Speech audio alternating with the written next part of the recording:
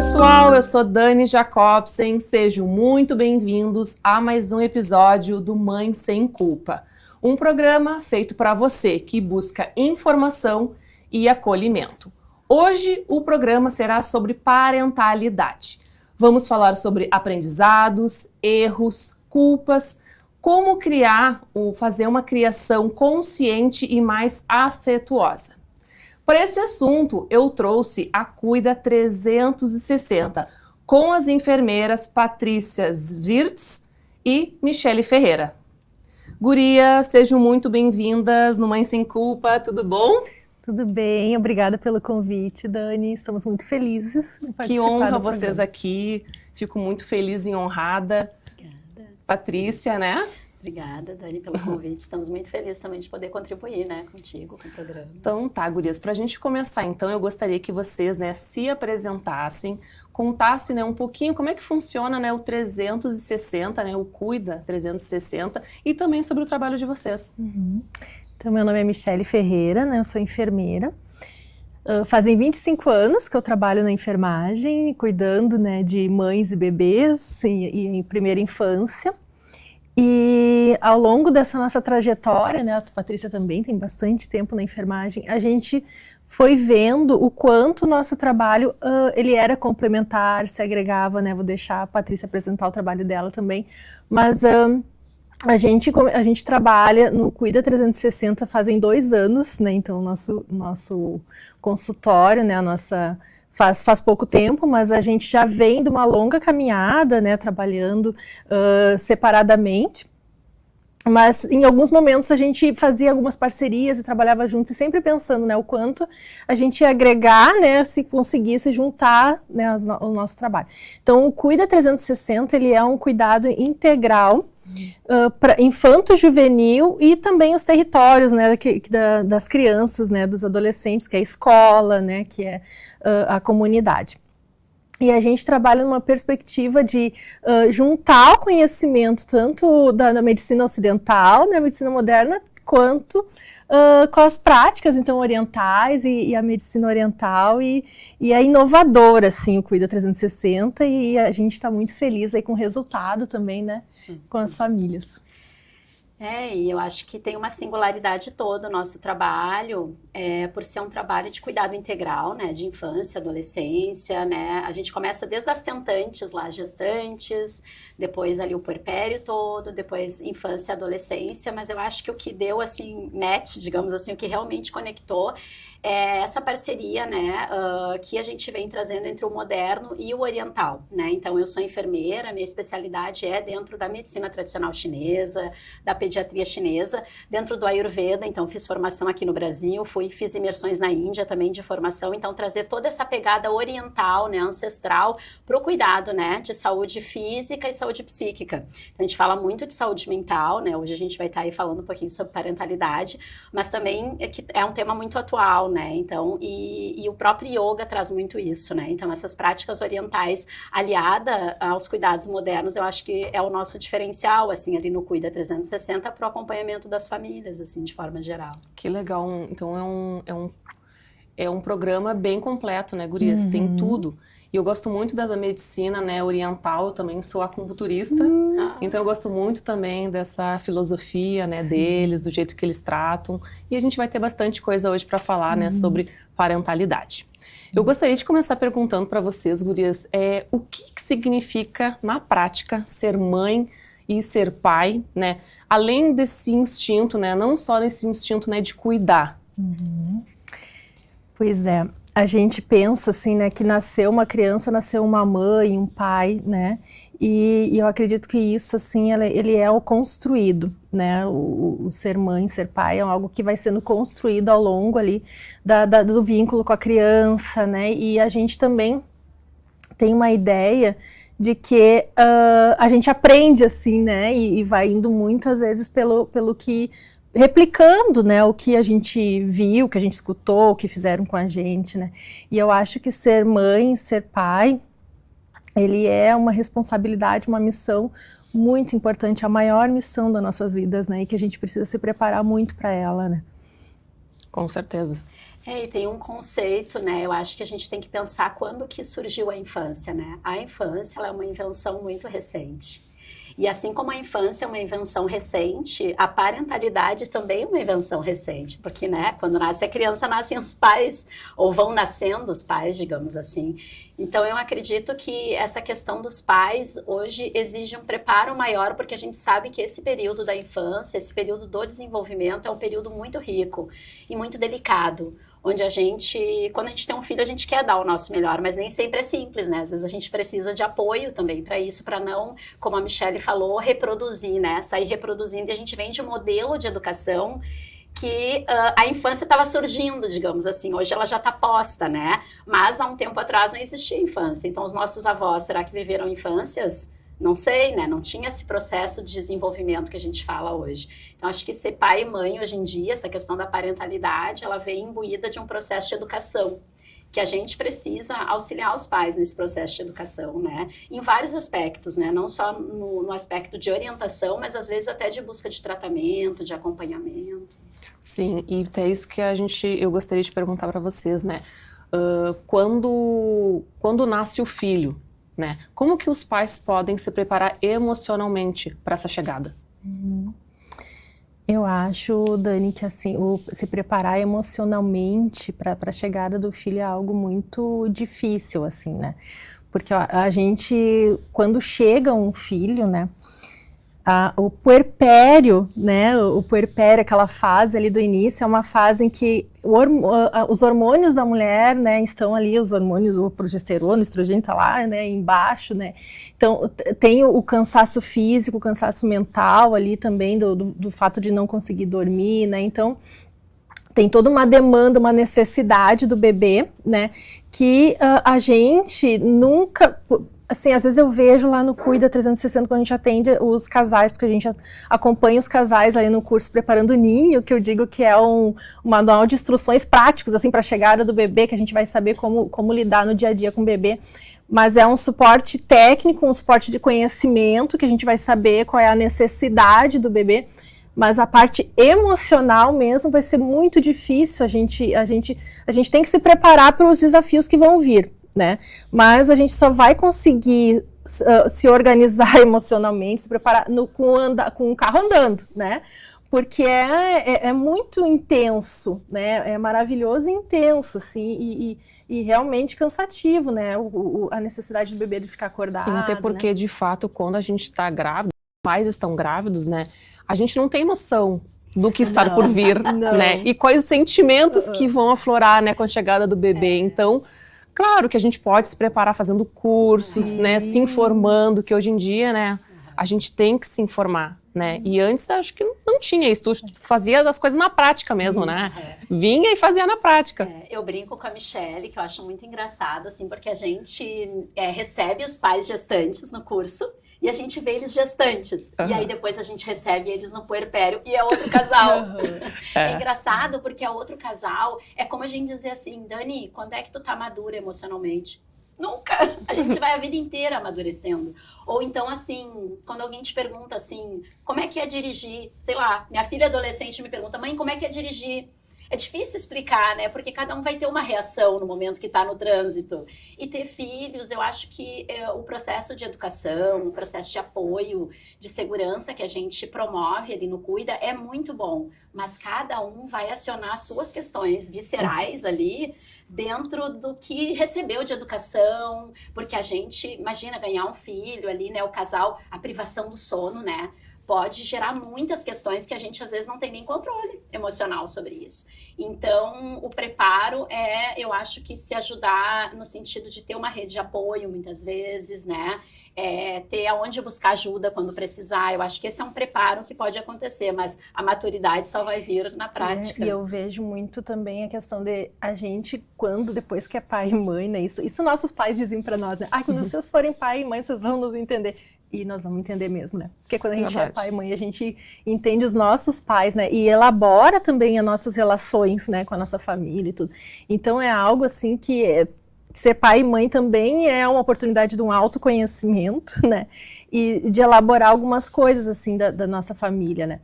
E é algo assim que nós lá no Cuida, a gente sempre diz assim, a gente não romantiza, e a gente tenta ser o mais realista ali, colocando para as famílias quais são os desafios que estão por vir, como a gente resolver isso, né? Mas, só que assim, quando tu tá gestante, tu imagina assim, não, isso não vai acontecer comigo, não, comigo vai ser diferente, meu filho vai chegar, já vai sair mamando, vai dormir a noite inteira, não vai ter cólica, não, né? Porque ainda tá no mundo ideal, né? A gente não, o real ali, a criança real é depois que nasce, e o pai e a mãe, eles têm momentos diferentes também, né, a mulher, ela sente ali o bebê se mexendo, o corpo mudando, o homem só fica acompanhando ali, né, o desenvolvimento. O homem, acho que mais do que a mulher, né, acho que tem um choque de realidade, né, quando nasce realmente o bebê, né, porque aí nasce a mãe, mas o pai nasce de fato, né, ali, né, no nascimento. E eu vejo, assim, que não é só o sono também, tem muitos desafios nesses primeiros meses, né, gurias? Quais são os desafios que vocês acham, assim, que são os maiores nessa fase? Todas as fases é que nem videogame, se a gente passa uma fase, começa a outra, né, com mais... Todas as fases têm seus desafios, assim, mas eu acho que o início é a questão da amamentação muito forte, né, porque a gente... se é o primeiro filho, até assim, eu já atendi mães na consultoria de amamentação, que era o 5º filho, e ela disse, não, hoje, agora, dessa vez eu já decidi que eu não vou passar trabalho sozinha, né? Então, assim, é diferente, assim, a gente não sabe como que vai ser, né? Porque não é o bebê nasceu e botou no peito e saiu mamando e sugando, não, é a cada mamada, o bebê aprendendo a mamar, a mãe aprendendo ali a técnica, então é um aprendizado ali que se dá no processo, né? Tem a questão do ciclo circadiano, que os bebês não têm esse ciclo, né? Então o sono, assim, é bem... Dorme várias horas durante o dia, fica acordado à noite, né? E isso pra gente é bem desgastante. Tem a questão das cólicas, da disquesia, né? Então, são muitos vários desafios aí. né? E eu acho que um desafio importante que a gente precisa falar é que eram 2 e serão 3. Sendo que esse terceiro ou quarto, se forem gemelares, né, vai precisar de toda atenção. Então, eu acho que ali dentro do casal tem que ter, assim, muito diálogo, né? Tem que ter muita conversa, porque... É tudo uma prioridade imediata, né? Então, o bebê recém-nascido é aquilo, né? Tá chorando, é mamar, é a troca de fralda. Então, é muito intenso, né? Eu diria que esses primeiros 30 dias ali é de uma intensidade, assim, muito grande. E a necessidade, assim, de romper com uma casa que era de 2. Eu acho que até o próprio ambiente da casa, se a gente for parar para pensar antes da gente ter filho e depois que a gente tem filho, ele muda completamente, né? Então, acho que isso é uma coisa que a gente... É um dos desafios, eu acho, assim, de realmente poder doar, né? Como que a gente hoje, na sociedade que a gente está vivendo hoje, a gente consegue doar totalmente o nosso tempo para alguém, né? Que é o nosso filho que nasceu ali. Então, eu acho que é uma exclusividade daquele ser que depende totalmente de ti. Acho que olhando, acho que um dos desafios maiores, assim, que a gente enfrenta é esse. É verdade, porque antes era só tu era a tua prioridade, Isso. e não é, depois que o neném nasce, tu não é mais a tua prioridade, não, né? E a gestante tem o seguinte, todo mundo faz também, deixa que eu te ajudo, deixa que eu faço, então a gestante, ela tem todo um apoio, né? Sim, e às vezes a gente vê muito ali no Cuida, Dani, as mulheres se preparando muito pro parto, nossa, elas estão assim, totalmente focadas no parto, e elas chegam pra nós e dizem, eu me preparei para o parto, mas eu não me preparei para o puerpério.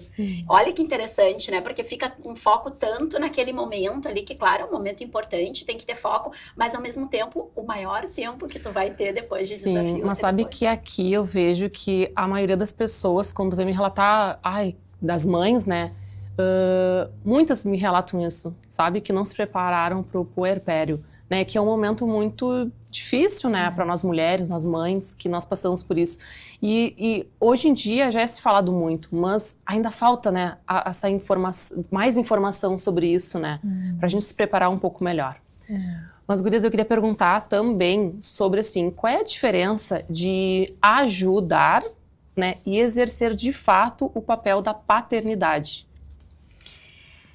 Isso é bem amplo, né? Quando a gente olhou, né, pensou assim, essa realmente é uma pergunta gigante, né? Porque hoje a gente vive a vida moderna, né? coloca a mulher no mercado de trabalho, o homem também está no mercado de trabalho, às vezes a mulher trabalha, as nossas gestantes estão trabalhando até... A gente teve um casal de médicos outro dia que estava conosco, que ela estava trabalhando, ela estava dentro do bloco cirúrgico, ainda atendendo, gestante quase na hora de ganhar. Então, a mulher vai ali, se ela está bem de saúde, se ela fez um bom pré-natal, ela vai até quase o momento de ganhar bebê, trabalhando. Então, assim, os dois sustentam a sua vida juntos, né? Então, depois desse período ali, de nascimento, tem uma ruptura, né? É uma ruptura gigante para a mulher, que para de trabalhar, e para o homem também. E o homem, veja bem, até falei com a Michelle, a gente precisa de uma licença paternidade maior para esses homens, sabe? Porque o homem, ele precisa assumir um novo lugar também de estar mais junto. Muitas vezes a mãe fica de licença um bom tempo e o homem está fora, né? Às vezes já trabalhando, já inserido, e aí essa mãe às vezes fica mais sozinha. Mas o lugar da paternidade, ele é enorme, porque há uma divisão ali total, né? A gente percebe, né, Michelle, nos nossos casais, assim, que se acompanham com a gente, de uma divisão, assim, meio a meio, assim, das coisas, né? Então, lá no curso Preparando o Ninho, né, que eles vão aprender como troca fralda, como dar banho, o homem, tudo junto ali com a mulher, né? E a mulher, às vezes, também empurrando um pouco o homem para esse lugar também, porque sabe que vai ser puxado ali, né? Eu tenho uma experiência, assim, de muitos pais me contratarem, me chamarem, sabe? Dizer, olha, ao invés de eu ficar procurando aí, sabe, aonde, né, as informações no Google, eu quero saber de um profissional que eu sei que vai me dar informação segura, sabe?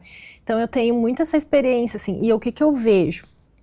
Que a gente vem, né, a gente se estruturou numa sociedade, assim, patriarcal, né, em que os homens, eles saíam para trabalhar, as mulheres ficavam cuidando dos filhos, mas isso tá mudando, tem um movimento, né, e muito se dá, assim, pelo incentivo do pai participar da gestação, do pré-natal, de estar lá no momento do parto.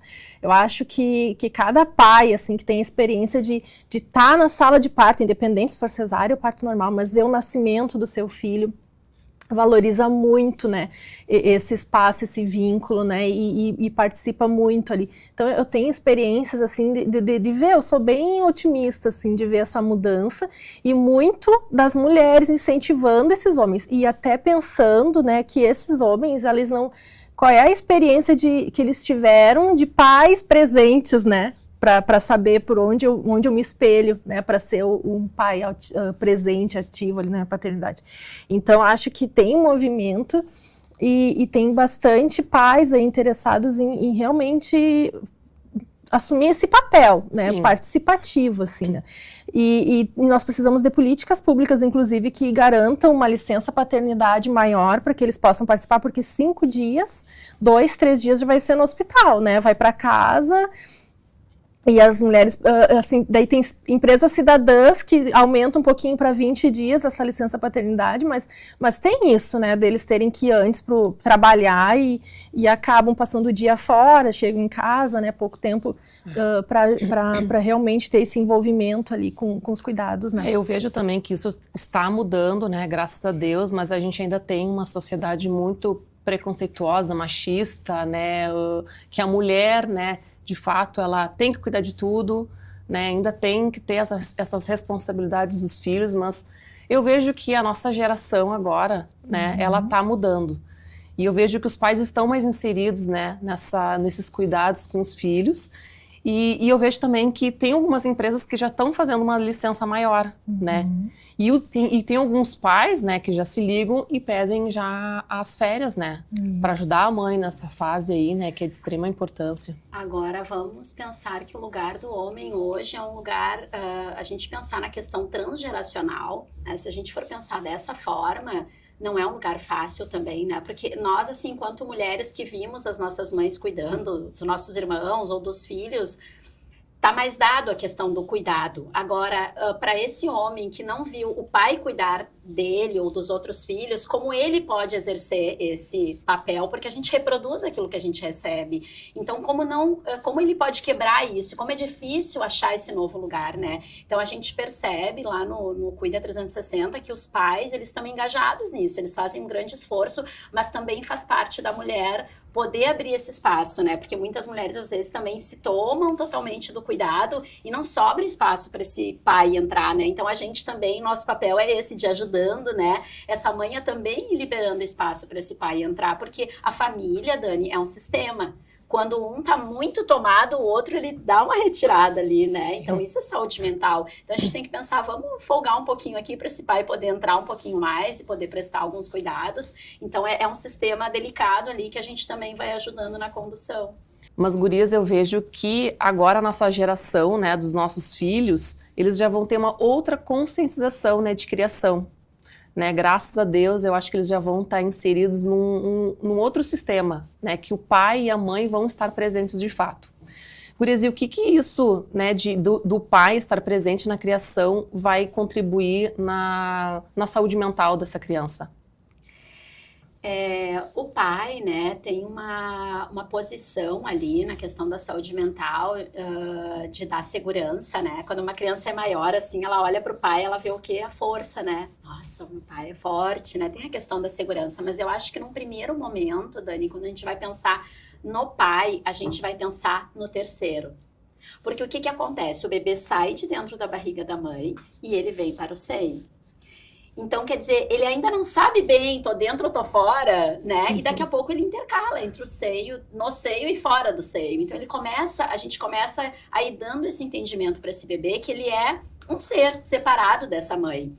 E então tem esse terceiro, que é o pai, né? Ou muitas vezes, quando não tem o pai, pode ser uma avó, uma outra terceira pessoa que tá naquele núcleo familiar, fazendo esse papel sistêmico que é aquele corte, né, que tem ali, porque senão a mãe se toma todinha daquele ser ali, né, do bebê e acaba também se sobrecarregando, né, porque tem também ali um prazer naquele contato com o bebê, mas também é cansativo, né, então é necessário sim, e muito importante que o pai, ele tenha esse papel, e pode ver que geralmente as mães são um pouco mais protetora e os pais são de ir lá e romper, né? Não, deixa ele ir, ele consegue, né? Então, o encorajamento, né? Acho que o pai também tem esse papel.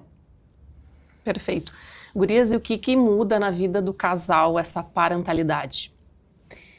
O que muda na vida do casal a partir do momento em que são pais? Isso. Ou no momento em que eles têm um acompanhamento parental, assim, sobre a pergunta, né?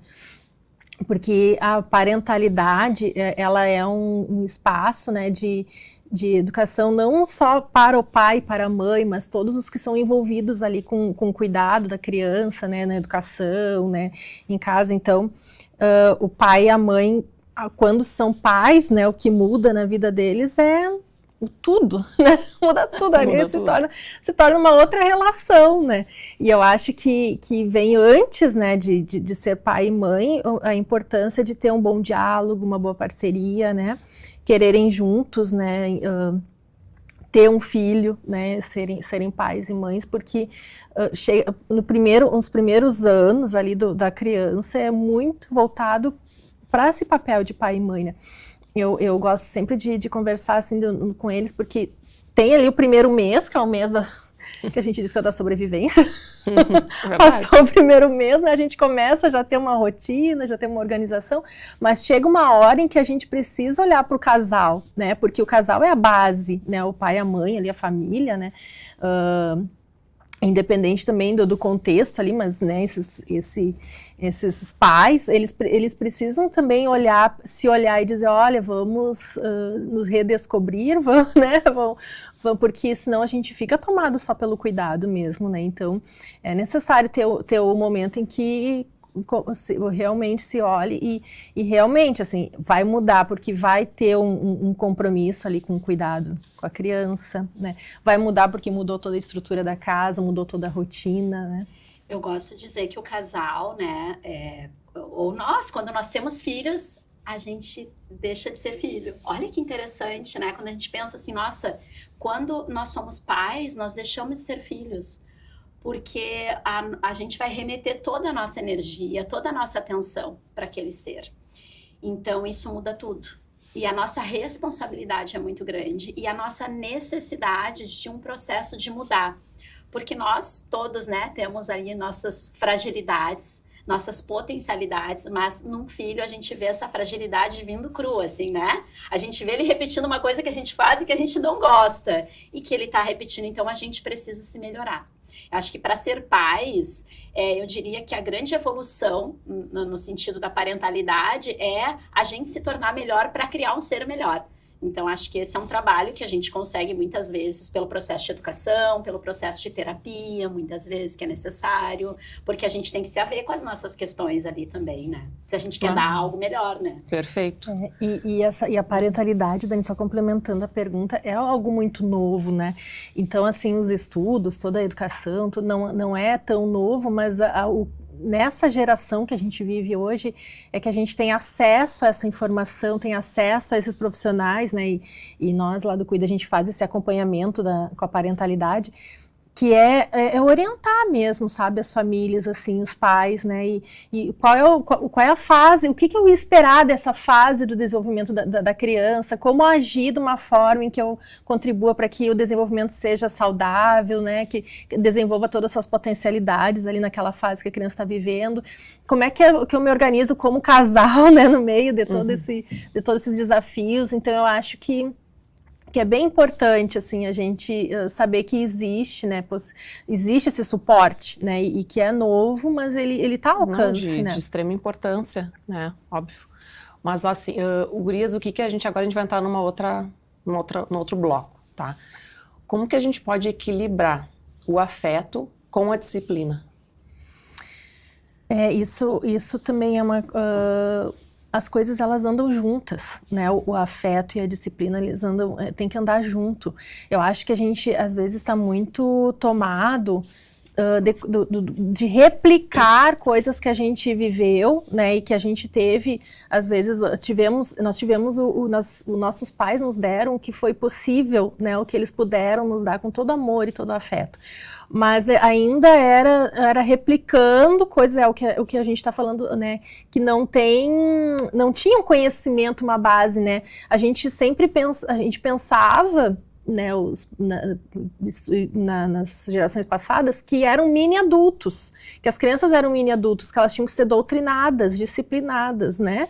Então a gente tem essa questão da autoridade, da disciplina, e hoje a gente sabe que não, né? Que a criança, ela está em fase de desenvolvimento, ela ainda não tem o cérebro humano, ele vai maturar até os 25 anos, né? Então a gente tem uma necessidade ali da criança, e que a gente vai lapidando ali, ensinando ela, né, de uma forma com afeto, com limite, mas com afeto, né? Então as coisas não andam separadas, né? Eu vejo que os pais têm muito medo, né? Muita insegurança, assim, como que eu vou fazer? Eu digo não digo, né? Como é que a gente põe esse limite, assim, sem os traumas, né? Sim. E eu gosto de dizer assim para os pais que o dizer não, o colocar limite é o tu dizer eu te amo, eu me importo contigo, eu tô te cuidando, né?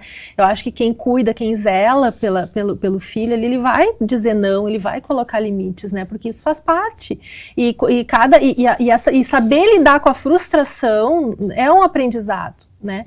Então a gente vai durante a vida lidar com frustrações e a gente aprende ali na infância quando está desenvolvendo essas habilidades. Gurias, mas qual é a diferença entre impor limites e ser autoritário?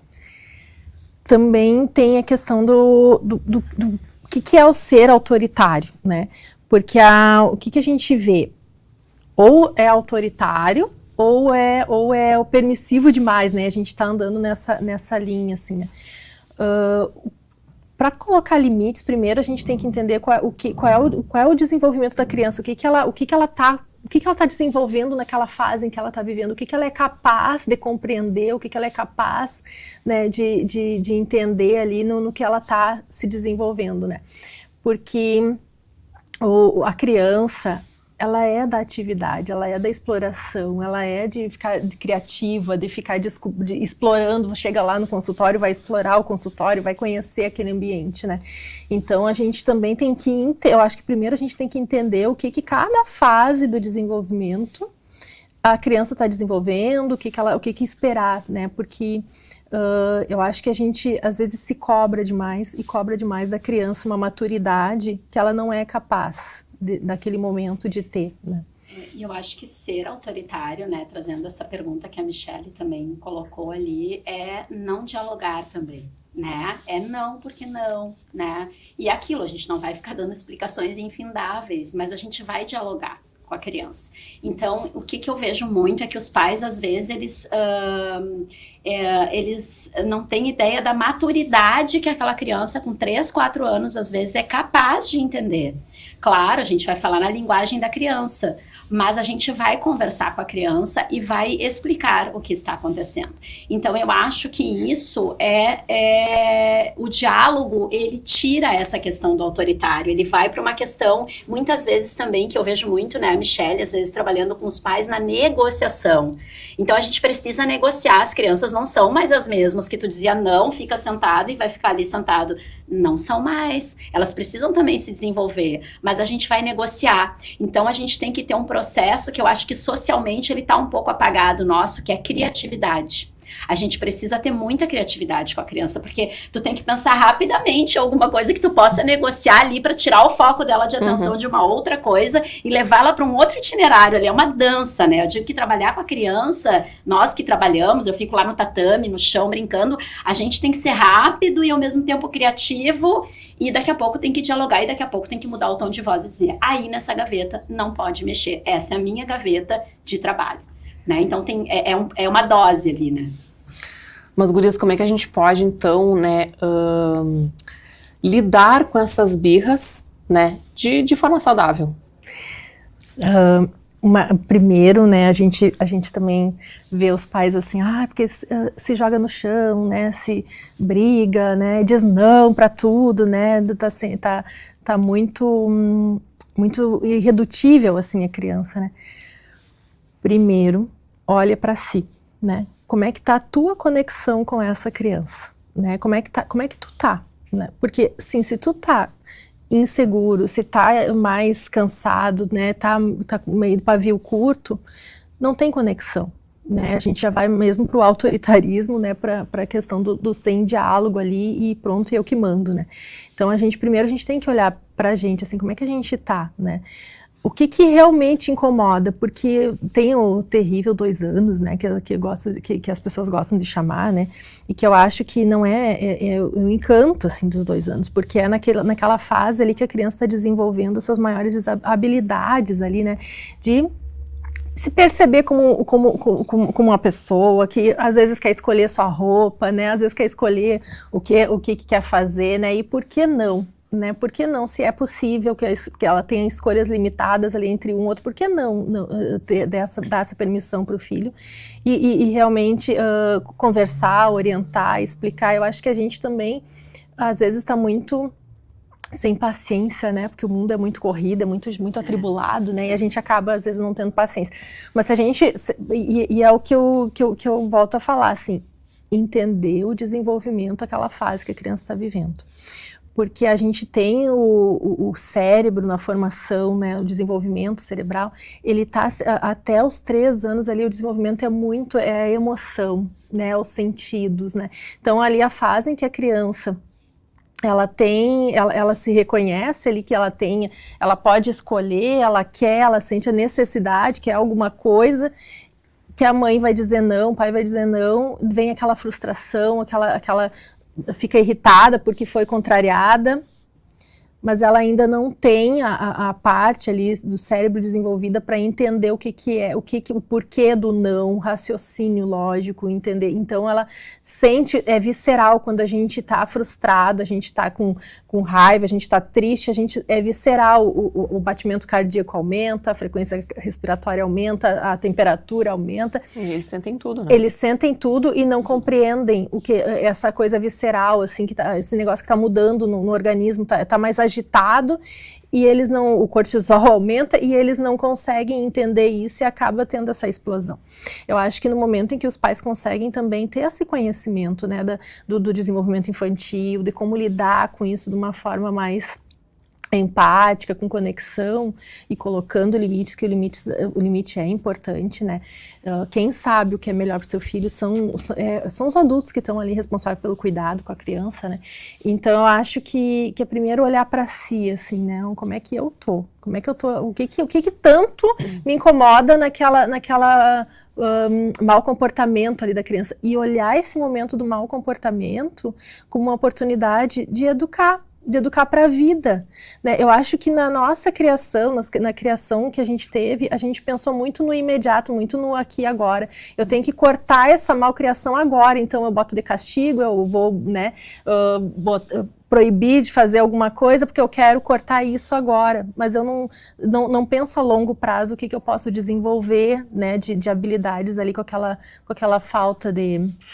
aquele mau comportamento. Então, é pensar no que eu posso contribuir para a vida do meu filho nesse momento. Tem uma frase que eu gosto bastante, né, que o que acontece na infância não fica na infância, né, é um legado. A infância é um legado para a vida toda.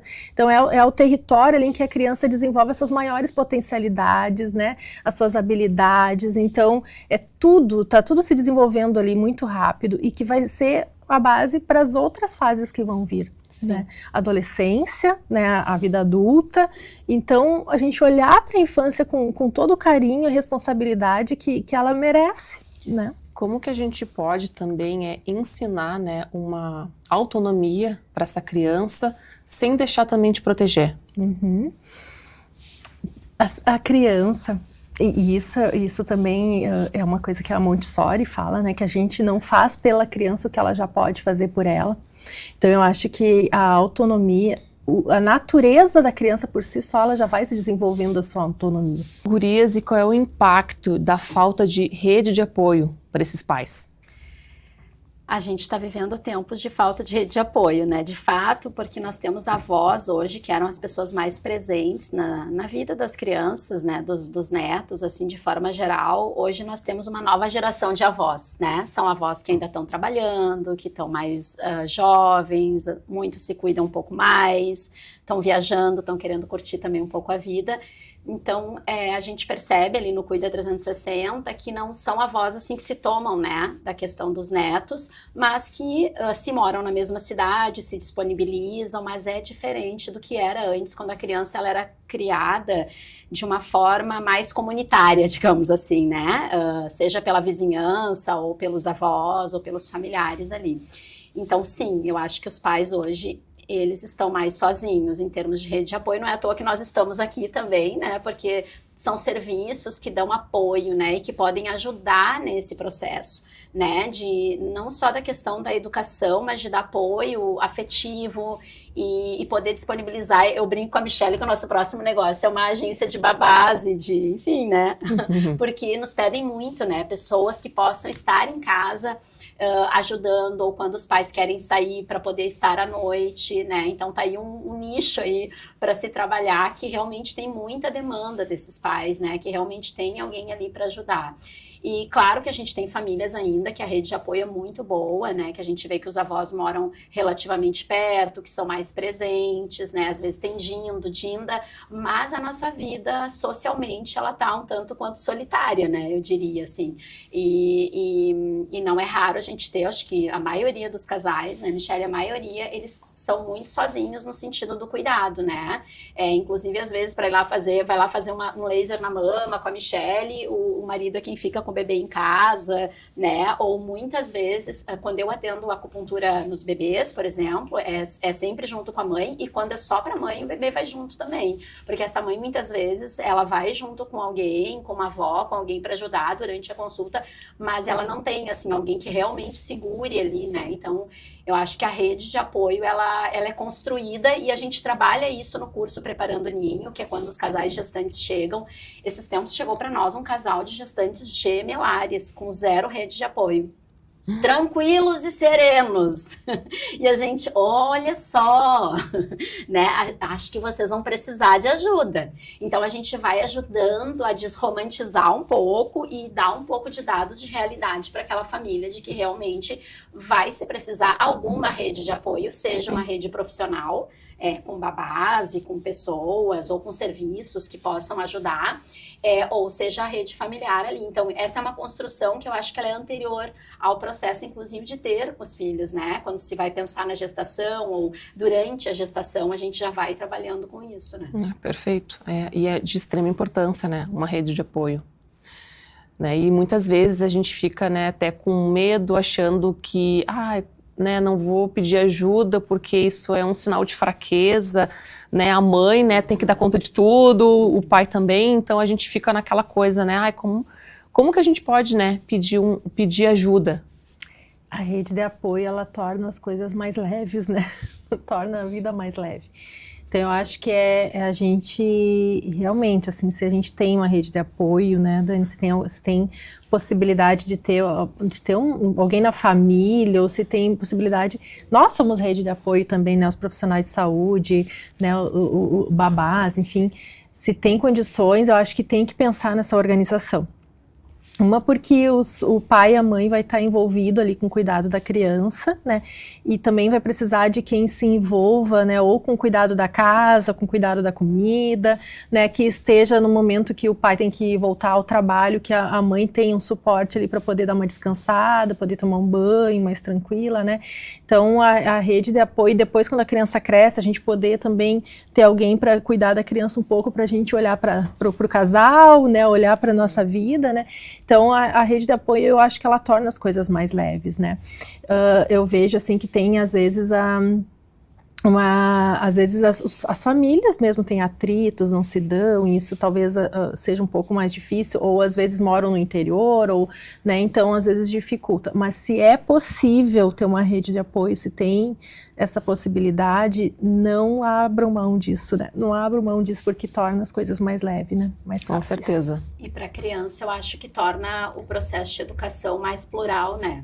Porque imagina quando tu tem mais pessoas envolvidas com o processo de convívio e de educação com aquela criança, pessoas de confiança e pessoas da família, ou enfim, isso torna o processo de educação mais leve para os pais e muito mais plural, né, para as crianças que vão fazer as coisas de várias formas, né?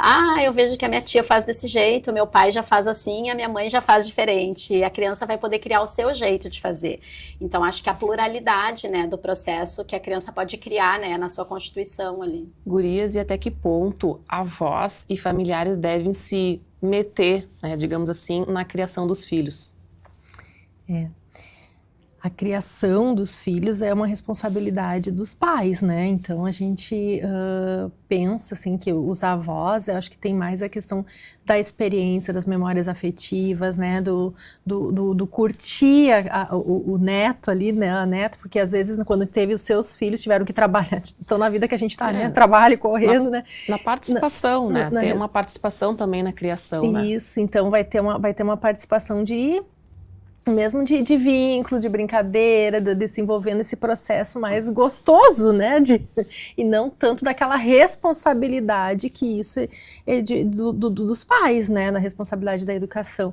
Mas é importante, sim, ter esse convívio com os avós e ter a participação deles é fundamental. E a gente também, às vezes, vê, né, os pais, porque vai para casa dos avós, muda toda a rotina, né, dá doce, né, e acaba saindo, assim, da rotina do que é esperado. E daí a gente conversa, né, com as famílias no sentido de que é de vez em quando, né? É no final de semana que vão para casa dos avós. Não são avós que são assim, toda semana passa uma tarde na casa dos avós para a família trabalhar, né? Para o pai e a mãe trabalhar aqui. Daí seria uma outra situação. Mas se é de vez em quando, se é numa visita, se é no final de semana, é a oportunidade que os avós também têm, né, de fazer as memórias afetivas, de fazer o vínculo, de participar ali. Então, por que não? Né? Na casa dos avós é possível, né, ter essas liberdades, né, que em casa com a família que também é super saudável e válido, saudável, né? Claro. com certeza. Então tem a questão disso e tem muito a questão também que a gente vê que é dos palpites, né, Dani? Essa é minha próxima pergunta. Ah, tá, tem uma pergunta. Mas essa questão dos avós, eu queria trazer um caso que eu acompanhei de uma menina, porque trabalho muita questão clínica, também tá com muita bronquite, muita secreção, muita coisa, então a gente entra na medicina chinesa direto no processo de alimentação. E era uma menina que estava ficando com os avós diariamente. Então, assim, tu imagina uma criança que diariamente está tendo acesso a tudo aquilo que a gente tem acesso na casa dos avós, que é doce, pirulito, bolo, refrigerante, alimentação mais desregrada. Então, a gente tem que pensar, assim, até na saúde mesmo, né? Porque a gente não pode, ao mesmo tempo, cobrar que os avós façam essa educação, mas se a criança está ali diariamente, ela vai ter aquela rotina que é uma rotina de deseducação, talvez, mas é uma rotina que é a rotina do final de semana todos os dias. Então, isso também é adoecedor, né? Então, acho que sim, participam e devem participar, né? E é muito importante que estejam ali pela pluralidade ali da educação que vai acontecendo, mas, ao mesmo tempo, quando os pais delegam esse espaço todo de tempo, todos os dias ali com os avós, o quanto que isso, essa menina que eu atendi estava com 4 anos, estava obesa, estava com uma doença respiratória grave, usando broncodilatador diariamente, sabe? Então, uma questão já bem mais agravada. Então, esse é o olhar que os pais também precisam fazer, eles não podem delegar, né, esse processo de educação para os avós, né? Com certeza, mas gurias, assim, uma outra pergunta, como que a gente pode, então, lidar, né, com esses palpites e cobranças externas?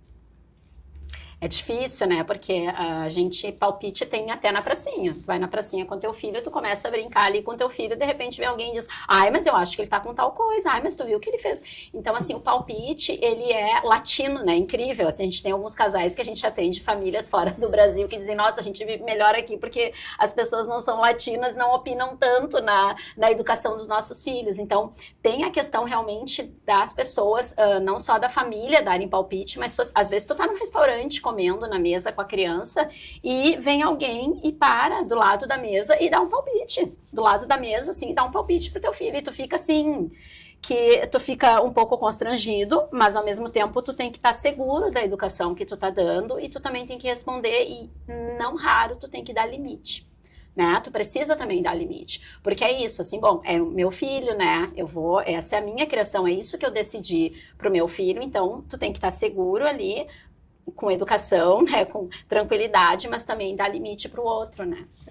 Eu acho que assim, palpites virão de todos os lados, então basta você filtrar, né, escutar e filtrar e saber, porque só tu vai saber o que vai ser melhor para ti e pro seu filho, né, então... Claro, ouça, mas é muito importante a gente também filtrar o que a gente escuta. Uma coisa super importante, Dani, que é diferente do palpite e que a gente precisa escutar é, muitas vezes, que um familiar, isso já aconteceu comigo, uma pessoa chegou para mim e disse, Paty, olha só, eu tenho um afilhado e eu tenho certeza que ele tem um problema de saúde mental. Como é que eu faço para falar para mãe isso? Porque daí não é um palpite. Aí é uma conversa que já vai para uma questão mais séria. Então, assim, quando é uma pessoa da tua confiança, uma pessoa adequada, né? Eu tive uma que era avó e dizia, eu tenho certeza que o meu neto tem autismo, ela disse. Ele é diferente, ele não olha, ele tem uns trejeitos, tem uma coisa ali que me diz, mas eu não sei, eu já falei pra mãe, mas a mãe tem uma negação, às vezes, dos pais. Então, às vezes é palpite e, às vezes, é alguém que viu alguma coisa da família, uma pessoa de confiança e que ela gostaria que tu também visse aquilo de forma precoce para intervir. Então, nesses casos, Dani, tem que levar. Eu faço avaliação em saúde mental, né? Tenho muita experiência em saúde mental e acho que essa mãe, ela precisa entrar em contato com isso. E olhar, assim como tem pessoa que dá palpite que a criança é TDAH, porque a criança tá correndo e tem hiperatividade. E não é, né? Então, eu acho que tem que fazer esse filtro, sim, Dani, mas a gente também tem que ficar atento, né? Porque, às vezes, é uma negação, assim, né? Gurias, o papo tá muito bom, né? Mas, infelizmente, a gente tem que acabar, né? Encerrar o programa. Quero agradecer a presença de vocês aqui, foi de extrema importância, foi muito gostoso, a gente podia ficar falando horas sobre isso, né, porque é um tema muito legal, muito gostoso, então quero agradecer a presença de vocês aqui no Mãe Sem Culpa. Muito obrigada, Dani. A gente que agradece a oportunidade de falar do nosso trabalho, de falar sobre a infância, de ajudar aí a orientar os pais, né, a ficarem mais seguros e saberem também, né, que existe profissionais aí, né, para dar todo o suporte, né, que necessitam aí com os cuidados da criança. Muito obrigada pela oportunidade. Obrigada, Dani. Agora eu gostaria de falar para você aí de casa sobre uma campanha solidária, que é Salve os Irmãos Milk. Eles foram diagnosticados com distrofia muscular de Duchenne, que é uma degeneração e fraqueza dos músculos, né, progressivamente. É o Felipe, de 16 anos, e o Igor, de 9 anos. E a gente agora vai assistir um vídeo que eles fizeram para nós. Oi, pessoal! Hoje eu vim contar um pouco da nossa história. Eu sou o Felipe Calomilco, eu tenho 16 anos. E eu sou o Igor Gabriel Milk, eu tenho 8 anos. E há alguns anos atrás fomos diagnosticados com a distrofia muscular de Duchenne, que é uma doença crônica e degenerativa que afeta músculos esqueléticos, cardíacos e pulmonares do corpo. Eu e meu irmão sempre gostamos muito de jogar futebol, assistir futebol e falar sobre futebol. E nós dois somos gremistas. E a nossa doença nos impossibilita de fazer coisas básicas como correr, pular, jogar futebol, subir escadas e caminhar longas distâncias. Igual crianças que não têm a nossa doença não têm essa dificuldade. E hoje temos um remédio que se chama Elevidys, que cura a nossa doença e para a progressão dela totalmente. Mas ele custa 17 milhões de reais. E por isso eu e meu irmão aqui viemos pedir a ajuda de vocês para que a gente consiga os 17 milhões de reais e que cure a nossa doença e que salve nossas vidas. Porque hoje o que eu e meu irmão mais queremos é que a gente continue caminhando e fazendo as coisas básicas. Então, por favor, nos ajude. Ajude a salvar nossas vidas. Pessoal, então quero pedir para vocês, né, fazer qualquer tipo de doação. Qualquer R$1 vai fazer diferença para ajudar esses meninos a terem mais qualidade de vida e serem crianças. Porque eles precisam arrecadar 34 milhões. Agora então eu vou finalizar este programa com uma mensagem muito linda para você aí de casa. Aqui aprendemos juntos que educar vai muito além de controlar comportamentos. É sobre construir vínculo, desenvolver autonomia, fortalecer a conexão e nutrir o relacionamento todos os dias.